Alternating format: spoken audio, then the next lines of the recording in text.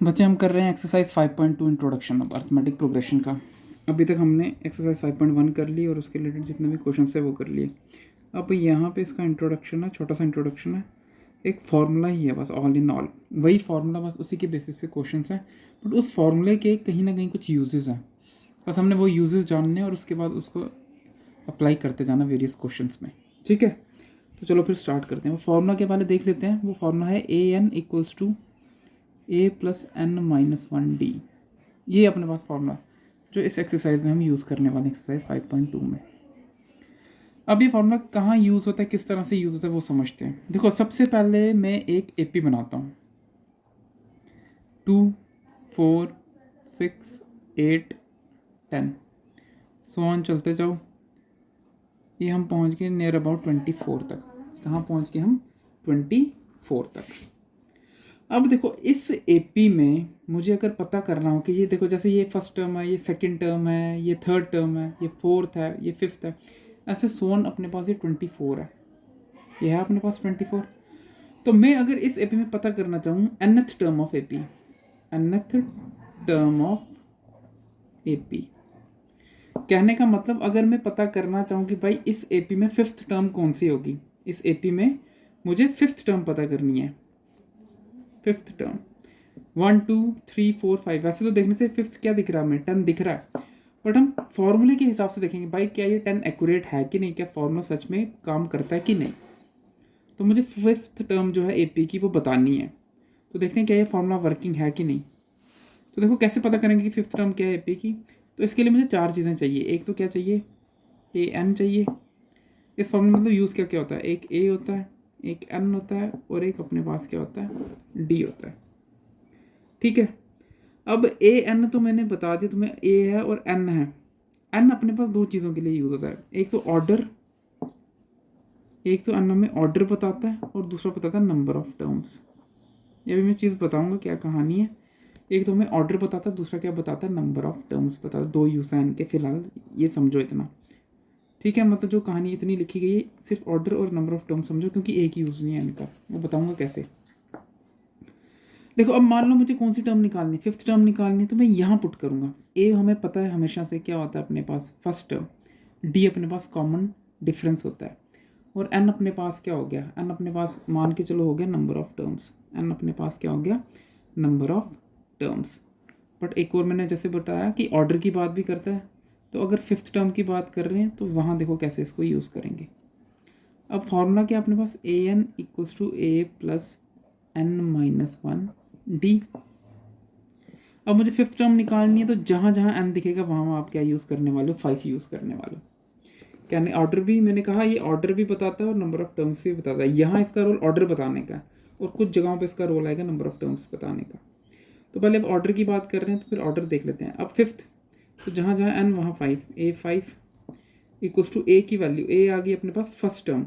First term कितनी है मेरे पास? 2 है, तो ये लिखा मैंने 2 प्लस N-1। N की जगह मैंने क्या बताया, क्या आएगा? 5 -1। और D आ गया कॉमन डिफरेंस। कॉमन डिफरेंस क्या?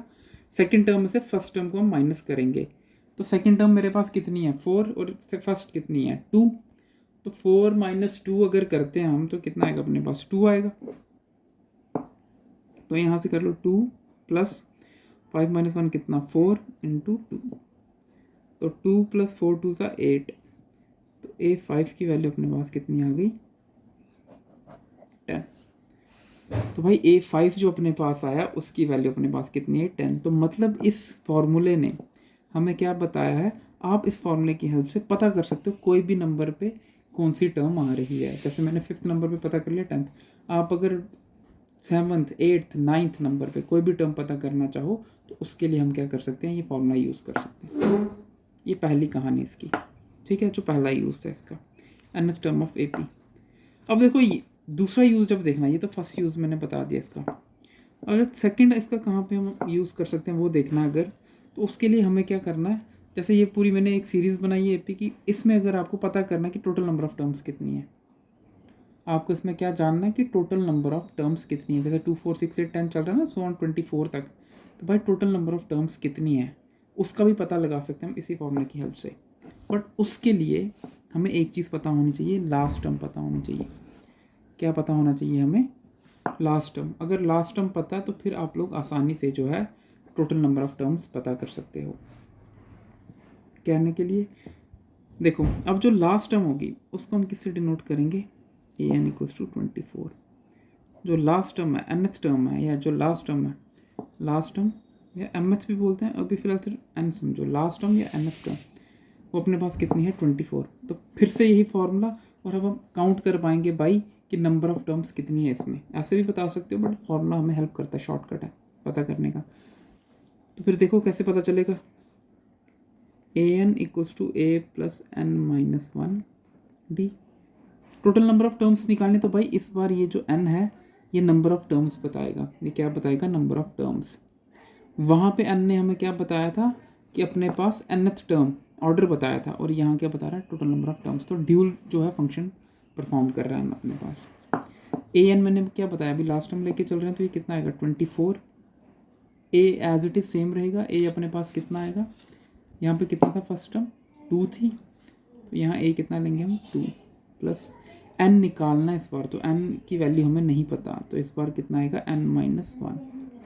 और डी अपने पास कितना है, 4 में से 2 कितना आ गया 2। आगे सॉल्व करो, प्लस का 2 इस तरफ जाएगा तो माइनस का, 24 माइनस 2 करेंगे तो कितना आएगा 22। ये कितना आ गया 2। अब 22 ये रहा, ये 2 मल्टीप्लाई में इस तरफ जाएगा तो डिवाइड में, ये आ गया n माइनस 1।